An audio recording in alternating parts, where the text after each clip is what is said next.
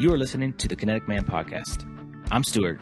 And I'm David, and we want to walk with you on the journey to living a life defined by uncommon action that is full of purpose, adventure, and meaningful relationships. Our goal is to refine our why while helping you find yours, and together achieve our best and highest purpose. In the end, we'll drive each other to leave the potential life behind and become kinetic men. David, this is dangerous, but Justin just said that you guide the conversation. Yeah. I'm a little worried about that.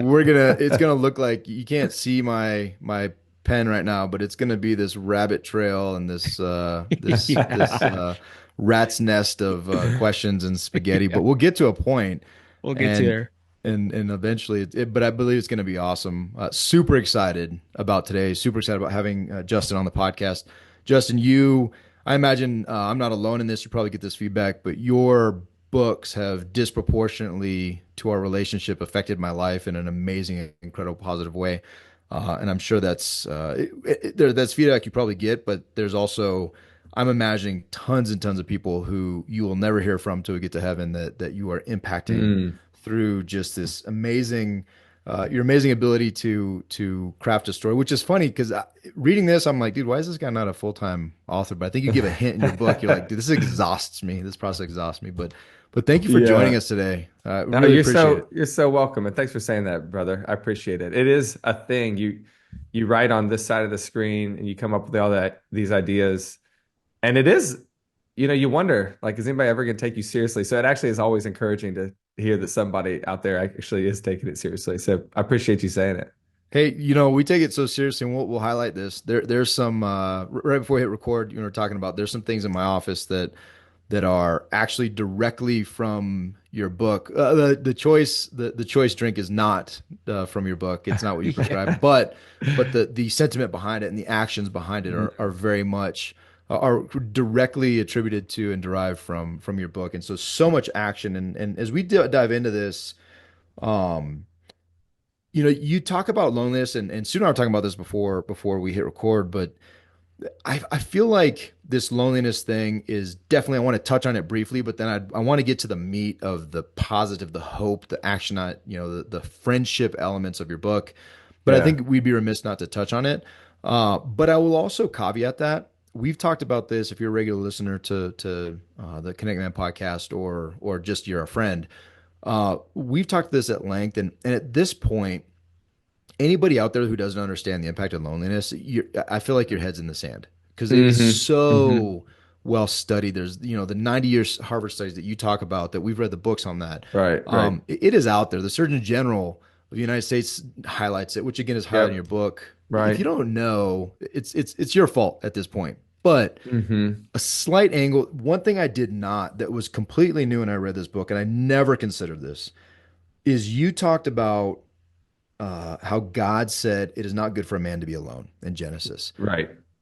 I have never thought of it more deeply than God created Eve to give Adam a partner. I never thought of it from the context of friendship. And just those words resonated off the page, like, you are not created to be alone, right? It is not only that, it is not good for man to be alone. And then you tie that into friendship. So if you don't mind just touching on the loneliness thing, and then let's get into it.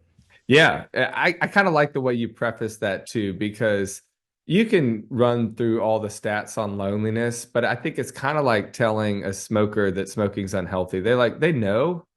We're trying to figure out a different way to show you something more beautiful. And really, friendship is more powerful and beautiful than loneliness is dangerous or bad. And so it's kind of like, what's the positive vision? And I'll say for me, I feel like I woke up at some point in my 30s and realized that the difference between all of the people around me who were either fallen off from their faith or their family or their work or their mental health, and those of us who were struggling but sticking with it, was friendship. And there was like this moment where I realized this is the difference maker. Whether you keep people around you makes all the difference, because hard things come for all of us and life is difficult for all of us. But keeping close friends around you is the key thing that changes everything else. And that's what became, I think, more convincingly beautiful to write about. Now, it was helpful, obviously, to look at Genesis and see that this wasn't my idea. This is biblical, but it was a surprise to me too. So I don't know.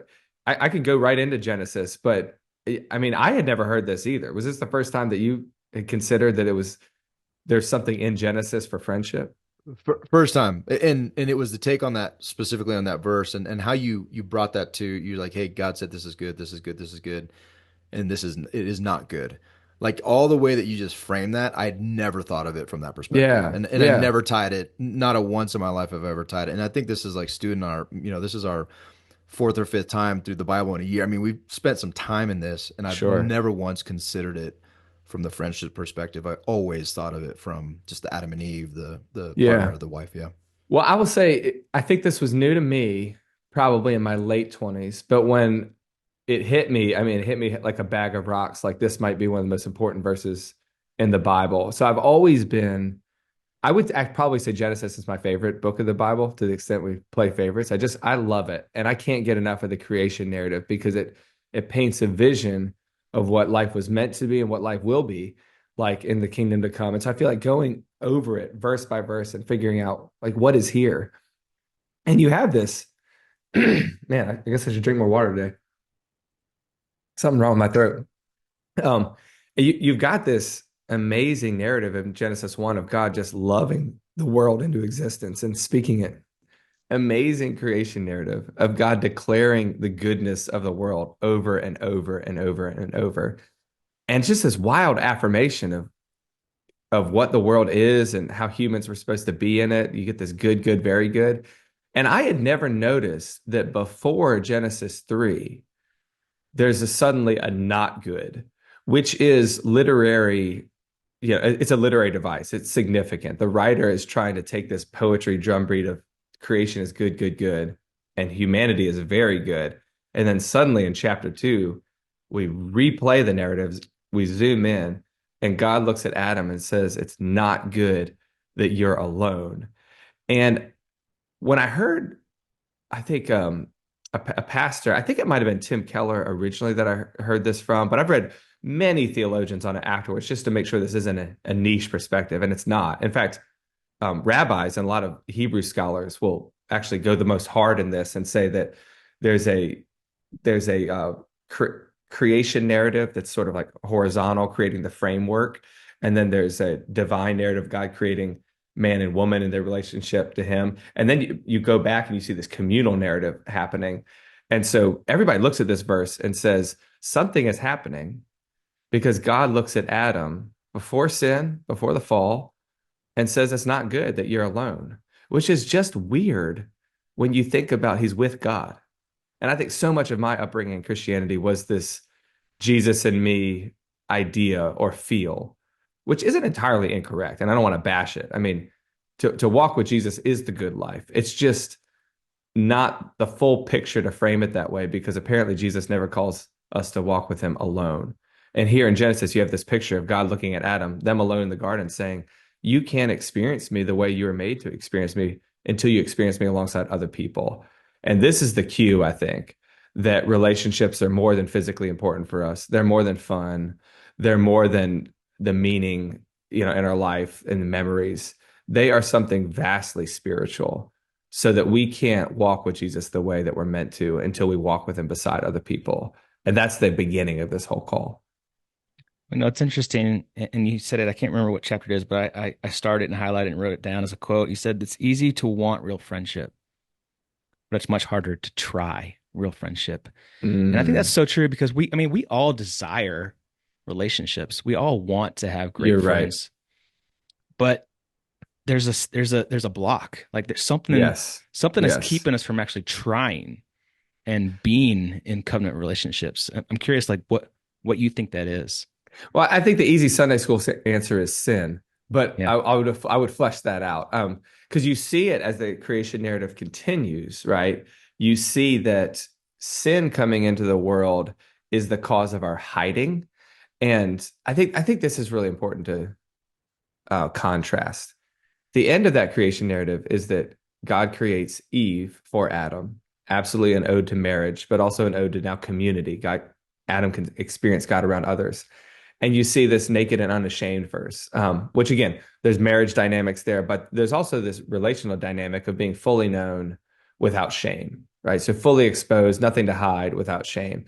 And I think Genesis is coming to a high point here where the writer is showing us that the life we're made for is to be known by God and known by others and loved at the same time. You can be fully known and fully loved.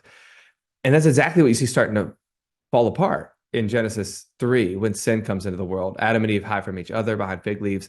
They hide from God behind the bushes. There's this vertical hiding, this horizontal hiding. God says, "Where are you?" One of the most poignant verses in the Bible, that he knows where they are, but he wants them to know that he's looking for them. There's no reason to hide. And that, let's just bring that forward. We all want relationship. We know it in our bones. We long for people to experience the world with, but it's often left untried because it is so hard and painful. And I think, Stu, if I remember my own book correctly, but it's never a guarantee. I think that's from the chapter on forgiveness, if I'm not mistaken, because you know, as I like to say that friendships have two ingredients, a sinner and a sinner. And so there are going to be problems. And if you can't figure out how to forgive and how to confront and how to deal with pain and difficulty, you can't do friendship. I mean, just put that simply. If you can't do forgiveness, you can't do friendship. And I think that's a lot of the reason why we all want friends, but we leave it untried because honestly, it is hard. It is a place of pain. It's kind of like working out. Everybody wants to like be more healthy. It's just most of us realize I don't want that pain that stands in between me and health. But like working out, it's like the life that you're looking for, everything that you've been looking for is on the other side of relational difficulties. Of course, you have to forgive. Of course, you have to apologize. Of course, you have to work through stuff with friends. But that very thing that you're looking for is on the other side of that. And it's called friendship. Yeah, I love that. And a lot of people just who see Stu and I hang out and potentially even the podcast, there's a lot of sentiment of, oh man, it's awesome. You guys are such good friends and this and that. But I will attest that there are times too where it's really difficult. I mean, once you get to know Stu, you also get to realize like it is difficult being his friend, regardless. Not only It's like you have charity. to It's like look at charity. him, but in all seriousness, in all honesty, like there are plenty of times that it's very tense and but you come through that, and I think you make a great point in that friendship at some point in the book you talked about that a lot of reasons people don't ever get to this level too is because once they experience some of that difficulty, that tension, they just go on to, well, I'm gonna go find a better friend. Similar to Right, marriage, right, right, right. I'm gonna get divorced. Yeah, yeah, I'm gonna go yeah. find the one, and what the divorce rate's like 50%, and the second marriage Hmm. is like 60 to 70%, and the third is like 80, right? Because you never get there, you never find it. And friendship is the Right. same, but the richness in digging into that. And I love you start the book with this, and it just the quote, not only was it funny, but I literally just did this today.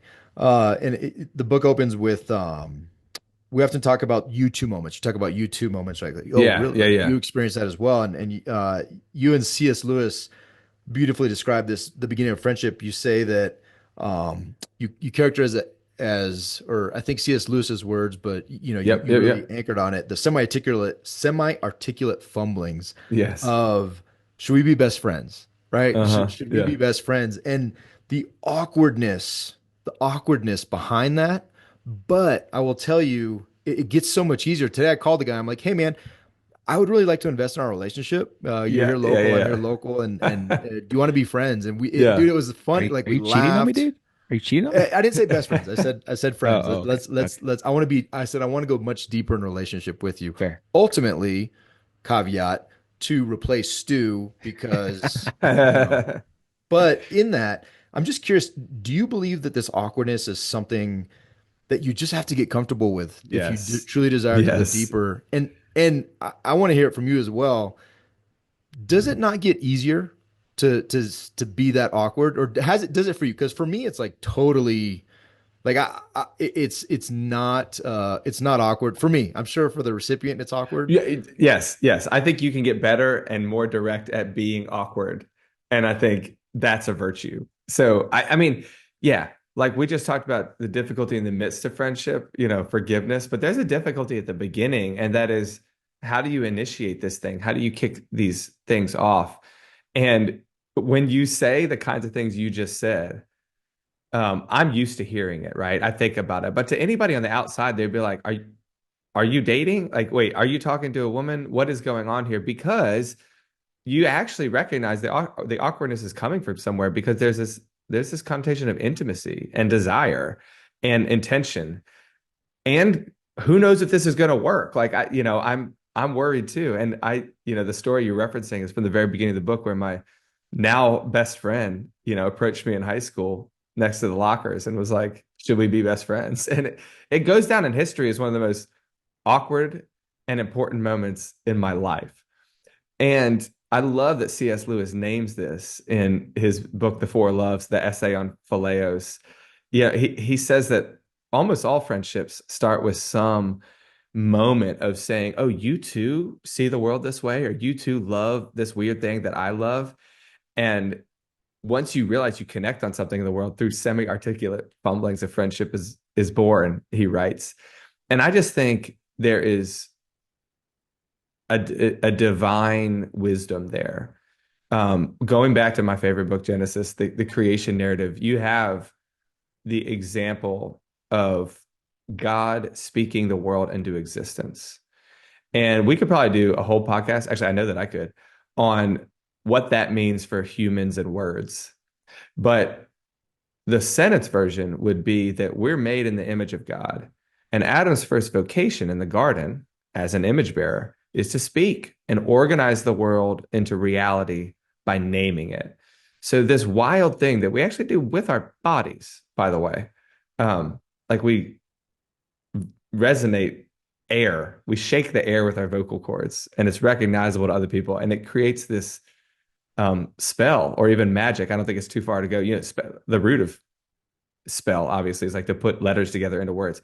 It is, and people call it magic. They call it a spell because there is this wild divinity in our image of godness when we say what we mean and name the world. And all that, like, sort of waxing on Genesis here, all that comes into play in an awkward but important moment when you look at a friend and be like, we should lean into this. And you could get less awkward, like, using phrases like, we should lean into this, we should do this more, bro, this has been so fun, let's do this again. Or it could be like, should we be best friends? It could be like, I have no one to We could talk to just become about best this. friends. I really want to somebody to talk about this. Would you be the person that will talk to me about this? I mean, but I'll end with this. My wife puts it, and I love it, is that we all just need to become more awkward. And I agree, So because we good. all need to say what we mean more, particularly when it comes to relationships. And one of the best way to kick them off, and one of the best ways to dig deeper and to fix them, is to say what you mean. Yeah, I love that. Stu, I know you have a great question. One point to that, I've also found, and literally in that same conversation I had today, I said, here's the deal. Like when we have these conversations or when I say what I said, there's a chance you reject that. And I said, there's probably three other dudes I want to reach out to and just have a conversation with. But here's the thing. No matter what, my prayer is that if I'm willing to say how I feel about you, even if it's not received in the way that I hope, maybe that awakens in you the desire to find the person that you want to have that Yes. relationship with. And not only that, but I firmly believe no matter what the result is, and not going into that conversation with the result with an end state in mind, but if I go into that conversation and I'm honest with you and I tell you how I feel, there's a blessing in that no matter what results tomorrow, 100%. right? 100%. And that in and of itself, very selfishly for me, to be able to speak life into somebody else and attempt to honor God through that is beautiful in and of itself. Yeah, I think that in and of itself is a form of encouragement, where they might not see it, the relationship might not work, but for you to say, I really appreciate you, and actually I would love to spend more time together, is a form of speaking life into them that they may never take you up on. But I think in the same way, our prayer and hope would be that those words are not lost, that they also, like God's words, they return fertile. At some point, that guy looks back and is like, why did he find me worth spending time with? Like, and that there's an encouragement there. So I think seeds are planted. And that's, by the way, we can come back to this, but I think it's very, very important to know in the topic of friendship that things are worth doing, even if we don't know where they're going. Like Jesus found it worthwhile to speak friendship to the people who were going to betray him later that night. And by the way, he knew where that was going. So it is worth taking the risks that we take, and friendship will always be a risk. So I just want to, we can come back to that, but just wanted to plant that there. Well, yeah, and it's interesting to me that I mean I see my kids do this all the time, and it's easy for them, right? You know, they're on the Mm, playground or they're in the public pool, and like I hear kids be like, "Hey, do you want to be friends? Like, do you want to play yeah, together?" yeah, And it's yeah. so easy for them, but as time goes on, as we get more mature into adulthood, it's so much harder. Yeah, and we get rejected. You You get learn to be rejected, afraid and right? pull the fig leaves up. That's right. That's right. Something I wanted to hit on that I think is really important for a lot of our listeners is geography. Mm, And I think there's a big mistake that happens with military veterans because we're in this space where we kind of get forced into relationships and forced into friendships by hmm proximity through the military, through your commands, your squadrons, the people that you're serving with.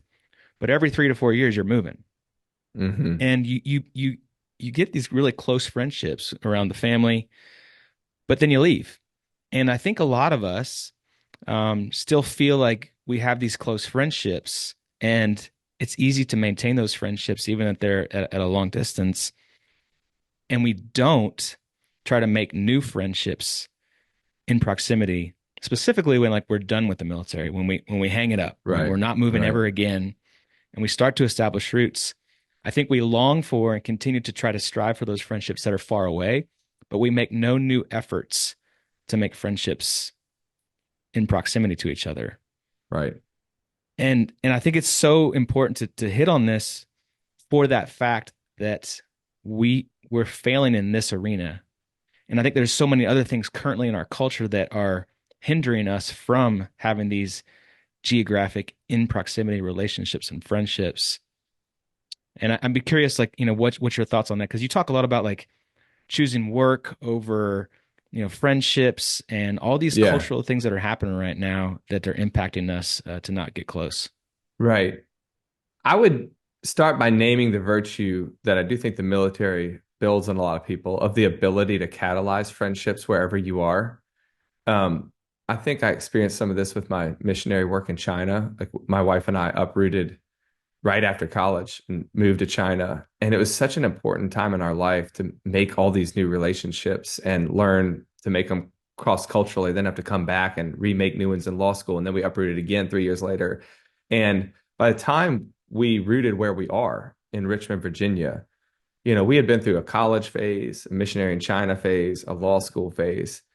And I think probably similar to my experience with military kids is a lot of them get really good at talking to people, being charismatic, like kicking off conversations. And so I want to affirm all that. Like there's actually a strength in the training to build new friends and kind of do the awkward thing we just talked about. But the risk is that you start to think, well, that's the way life is and should be, and I should do nothing to change that. And particularly, that risk is extremely high in a world where we are, all but taught that friendship doesn't need to be embodied and that relationships take a second, third, even fourth place to, work, a neat place you'd like to live, a good social media backdrop for your pictures that you want to take. And I say that actually literally because I've had people say um, things like that where it'd be like, I don't know, I just feel like honestly there'd be better pictures if I move here. I'm like, that's a wild. Yeah, it's Colorado. That's one reason I'm in Colorado, dude. The Rockies in the background, Yeah, and it's I beautiful. mean, Yeah. it fits. Hopefully, you actually go hike the mountains too, right? So, but yeah, we are much more like plants than not. We thrive when we're rooted and we're rooted in the same place and begin to really dig our roots in. And I think our families need that a lot more than we think. Like we might have been able to do this through our 20s, right? Or maybe through our teen years, but now we have kids and wives that they need people. And so I just want to flip the default. I don't want to say that it's not good to move for a call. Like, in fact, I'm the one who moved to China for a call. I just want to flip the default and say, absent the Lord's call to do otherwise, we should make it the cultural default that we root with friends. And that might mean moving out to Denver so you can be hanging with David and Stu all the time. Or it might be moving to Richmond so you can hang with Justin and all the crew here. And like we have a great community here. It might mean staying where you are with your family. Like it can mean a lot of things, but that's a little bit different than saying what I was tempted to say after law school. And that was why I could get the best, most highest paying, and most prestigious looking lawyering job in New York City or DC or Shanghai, China. And the reason we picked Richmond was because in the end, we realized our life as a married couple for Lauren and I, as a family, and as our general calling to be not alone in the world was going to thrive a lot more if we moved to Richmond and live in close proximity with a lot of other friends. And I'll tell you, Stu and David, um, over a decade later, that is the wisest decision that we have ever made, and also probably the most high impact. I mean, we live, praise God, in a community of friends, and y'all, we have like tons of young kids, and we have tons of demanding jobs, and we have travel and all these complications. It's not like we're just like in a peaceful commune where we all hang out together, but we're in the backdrop of geographic community that makes it easier than not to say, hey, it's 9 o'clock on Friday and I just got around to texting, but does anybody want to come over and just like chat for an hour? And it's like, yeah, actually, it's pretty low cost to doing that. And that's the amazing gift of geography. Like a friend has a problem, we're there. Somebody needs babysitting, we're there. I mean, one of my friends, Matt, who I write about in the book, this is like last year, it's like middle of the night. It's like, can somebody come to our house to stay with the kids? I got to take my son to the hospital. It's like, we're there. Those things are incredible moments of friendship that we don't have when we live and emphasize remote enough. And I can wax about some of the goodness of technology and how that gives us relationship across time and space, which is good, but it's just not, it shouldn't be the default. The default should be root geographically. Well, yeah, one of the things that really resonates with me when you talk about it, and I think about my kids, it makes me a little emotional, but I love it, is all the uncles and aunts they have, right? Like it's not Yeah. Yeah. Stuart and Crystal, it's Uncle Stewie and Auntie Cray Cray, right? Like Yeah. it's Yeah. not, they've got Uncle Big Al's and Uncle Dave's and Auntie Gatinas, like made up names, but these are and my kids actually they asked me, they're like, Dad, because then my brother came into town, Tio and Tia, and he's like, okay, my younger kids, and like, okay, so Tio and Tia, so that is our aunt and uncle. They're related. Hmm. Got a They lot of are, aunts and that's your uncles. brother, Right. right? Right. Right. So what is Uncle Dave? What's Uncle Stu? I'm like, well, friends are the family that we choose. Right. And so Right. they are our family and we love them as such. But there's a difference in blood. But it was a fascinating conversation and I loved it. And you talk about, you guys are aunts and uncles, right? It's not Yes. Yes. Justin or whatever, it's Uncle Justin or whatever you want. Yeah. Right. And so I love that aspect of friendship, and because you're passing that on, and the fact that my kids are confused about that, the biology behind it, That I'm just should, like, dude, I love that. I love that. I hope that they embrace that, and I hope that their yeah. kids are equally more so confused. I think confused kids in this respect is a big win. Like Yeah, it's a big win, big win. big win. When I was a missionary in China, um, it was so confusing because they refer to each other with familial terms very often, like, "Oh, this is your older brother," and I was like, "Oh, you guys are brothers." So he's like, "Well, I mean, like he's just my buddy, but like we've known each other a long time." I was like, "Oh," but then I slowly realized like I like this. Anybody Mm, with close proximity and relational currency, if it's a male, they start to get called your uncle because you're looking up to him in some way. And it was part China, I think, that made me think that is a wiser way to live, far more communal. And the foreigner is confused, and like kids get confused. But what a beautiful confusion when your it's friends awesome. are like family and your family is becoming like friends. I think that is like a wonderful inheritance for children to experience. I love that.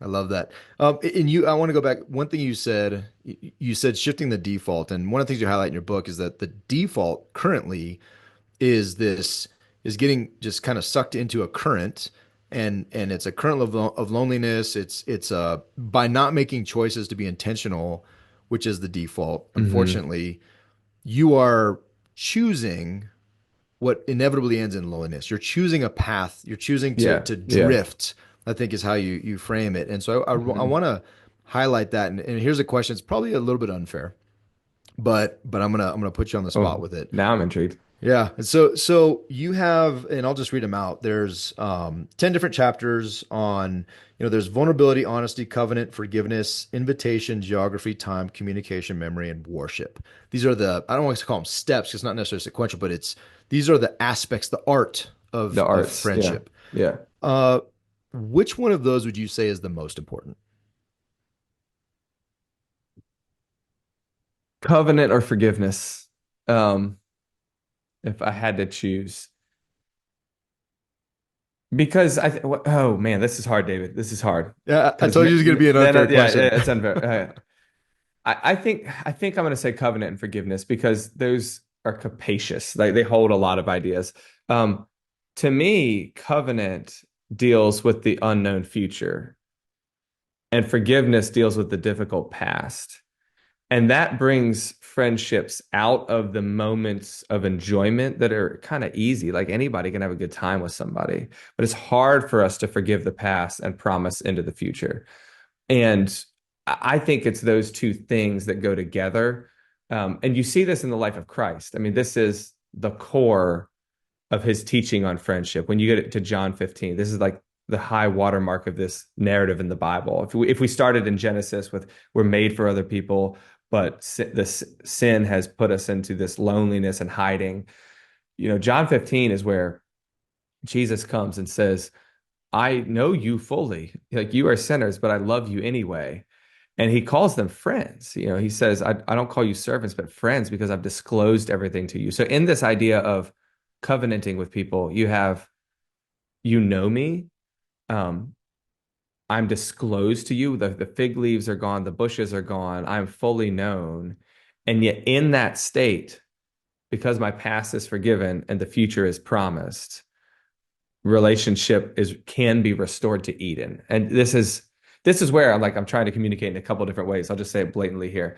Friendship is not just a good idea. It's kind of the core theme of the gospel that God made us to be friends with him and others. Sin messed that up. Jesus is giving it back, and we're promised a community with God and God's people in the end. It's sort of the main thing.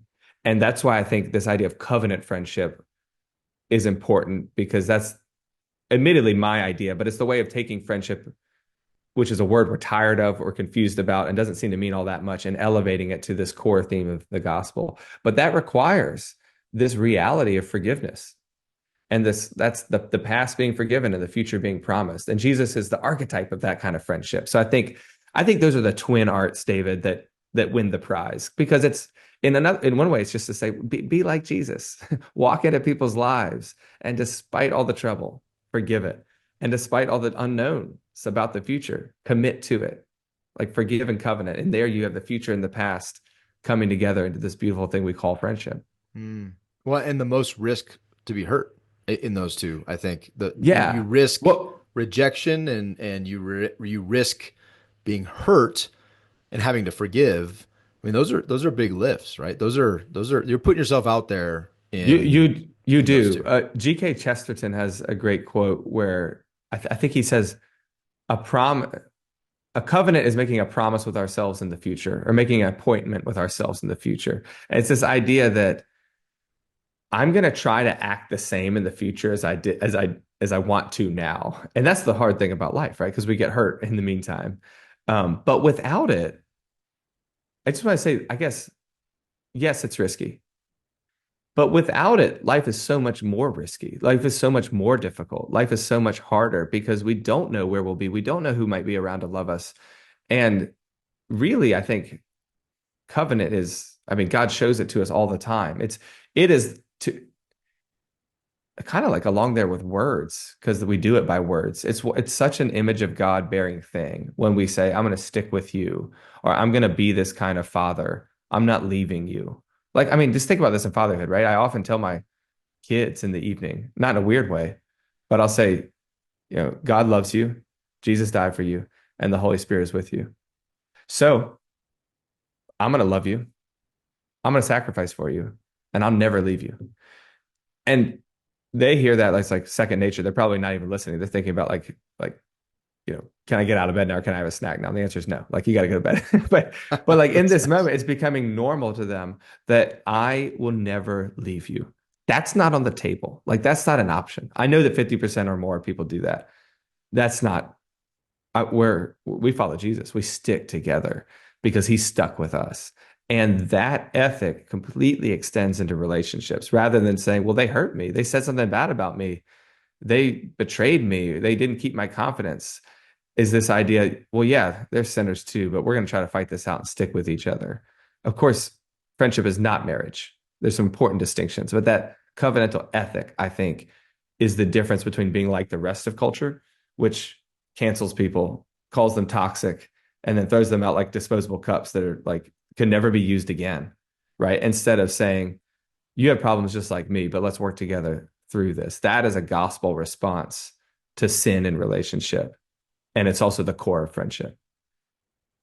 That's awesome, dude. I want to show you this. This was not staged. This is over about 18 months old. Oh, So right. this is there's a level of 2048, I think I see. 2048, right? And what that That's represents for us is 50 years of friendship. And so what I'm showing for anybody whoa. listening is Stu got me a bottle of wine. And knowing Stu, this will probably be like vinegar by the time we open it.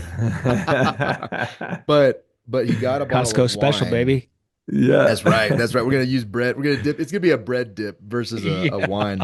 Yeah. But there's a level of commitment and there's a level of just love in saying. So what it is, it's a bottle of wine that Stu got me. Put a sticker on it, the Kinetic Man sticker, and wrote 2048.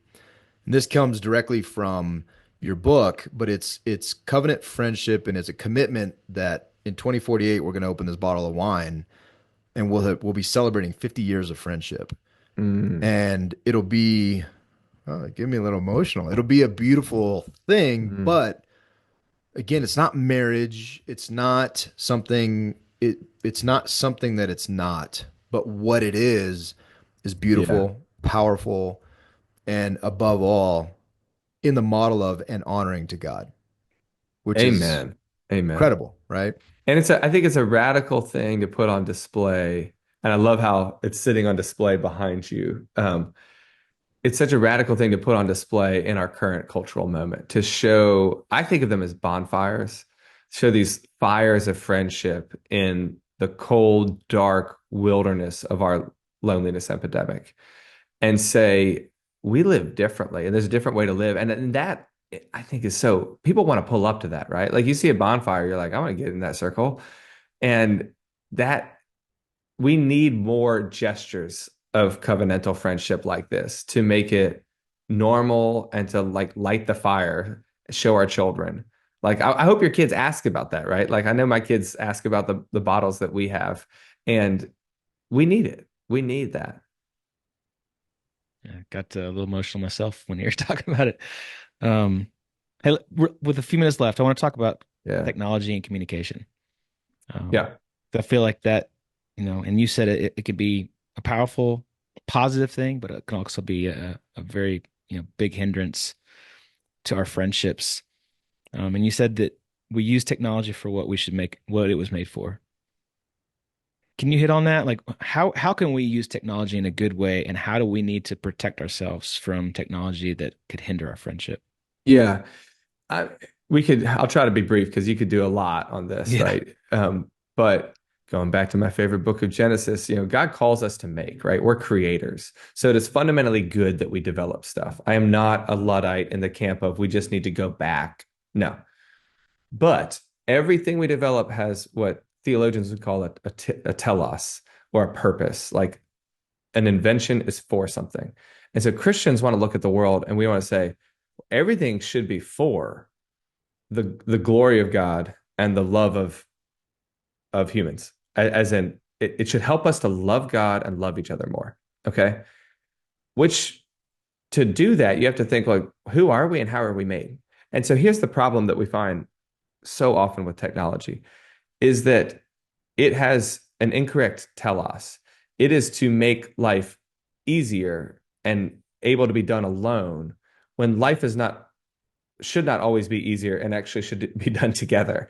And it assumes that we might be happier if we can be. I mean, I think Meta is the weirdest and most stark example of this. I mean, Mark Zuckerberg is betting his future. And you get, by the way, some entrepreneurs, who are like, oh, whoa, this person's a real visionary. This person's a real, and I don't mean to come down hard on Zuckerberg, but I don't think he is. I think he got really, really lucky and now is fabulously wealthy, but has not really thought about, to the extent that I can tell, what a human being is and what we're made for. And so you can get these weird ideas that, like, actually, we would be happier if we're living in a virtual world. And it just seems so obvious to me that we will be more miserable. We will be more in poverty emotionally for it. And so technology tends to, because of the entrepreneurs who push it this direction, suggest to us that that is the good life. And I just want to be super clear with all believers. It's like you have to look to the Bible and who the Bible says you are for your vision in these things. And then we make a distinction. So, we were made to be in relationship, embodied relationship. That's the good life. So we should think of technology as tools for that. And I use the snacks and meals metaphor. I think embodied relationship is the meal. Okay. Technological connections are snacks. And we know a couple things about that. We know that snacks can be delicious. They can be helpful in bridging us to the next meal. But we also know that if you just eat snacks, you have the feeling of being full, though your body is completely unnourished, and you will wither away and even die from it. And that is totally true with our souls and technology. I love my text chains with friends. Like, I love it. But I'm going to try to elevate that to a phone call. And I love that I can call friends, but I'm going to try to elevate that to a FaceTime. And I love that we can do a video Zoom. But if I'm ever in Colorado, I want to elevate that to an in-person. And, I just want people to be thinking up the ladder and thinking as like you want to eat less and less snacks, more and more healthy ones, and ideally more and more embodied meals, because that's what we're made for. And just don't mistake that. We live in a culture, food wise, like actually, where technology and food are kind of the same problem. It's so easy to poison your body and poison your soul by living in, chemically altered, weird, fake foods and digitally altered, weird, fake relationships. Don't do that. That's not who you were made to be. I love that. And that little section, social media snacking, I love that. And I Yeah, just want to read so good. the last line that you say in that section. When we spend our relational time snacking on technology, we will die from the preventable disease of loneliness. Mm-hmm. I mean, it's fascinating, dude. This book. Well, and let's make not if you're ever in Colorado, but when you come to Colorado, we will definitely Yes, make let's it go. There you go. an in-person gathering and do some things. We're We big prefer huggers. on the mountain. We're Let's big go. huggers. Like Let's we do a lot of hugging. So outside of Denver, right? Yeah, yes. All right, so Yeah. I need to come to Denver to get my hug. All right, I'm in. Yep. that's right. Come to I'm Denver. in. Let's go. But hey, this book, I cannot recommend it enough. And actually, I think one of the commitments I'm going to do is go buy a bunch of these and just start passing them out on the awkward conversations. Like, hey, dude, I just really want to be your friend. Here's an awesome book. It's about Jesus, about friendship, and let's giddy up.